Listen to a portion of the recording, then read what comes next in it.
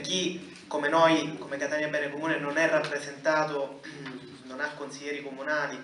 è forse uno dei pochi momenti in cui riusciamo a confrontarci anche con culture politiche, aree politiche differenti. Ci sono state tante preoccupazioni su questo incontro, penso che non stiamo facendo niente di male, anche perché chi pensa a una coalizione che vede insieme Catania Bene Comune, diciamo, la nostra cultura politica con, per esempio, quella dell'onorevole Musumeci, penso che sia un pazzo. Quindi credo che non si preoccupino, stiamo semplicemente discutendo della città. Sulle opere, io l'unica cosa che volevo dire, prima di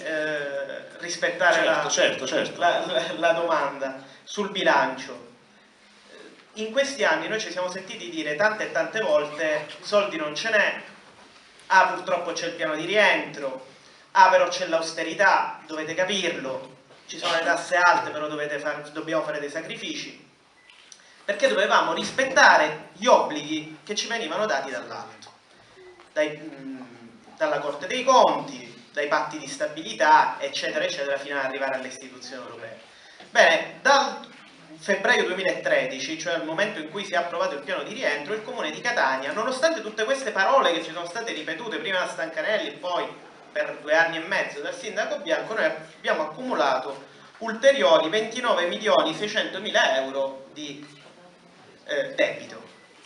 di disavanzo. Allora, significa che questa austerità non funziona e io credo che prima che addossarci la responsabilità sul dissesto di chi è colpa, di chi non è colpa, ci si arriverà, non ci si arriverà, dobbiamo mettere in discussione queste logiche di austerità, dobbiamo mettere in discussione i vincoli di bilancio, perché non è il problema di condannare Bianco, non ce ne facciamo nulla come catanesi di dire Bianco ci ha portato al fallimento, perché è il fallimento della città e il prossimo amministratore si trova nelle stesse identiche situazioni. Io credo che ci dobbiamo interrogare sul fatto che il governo nazionale, i governi regionali hanno tagliato e hanno massacrato gli enti locali, ed essendo gli enti locali le istituzioni pubbliche più vicine al cittadino, quelle che si preoccupano dei servizi sociali, delle mense, degli asili, eccetera, noi non possiamo permetterci di vivere in uno stato in cui si tagliano questi servizi essenziali. E credo che sul bilancio dovremmo tentare di partire da questo ragionamento e non da altri.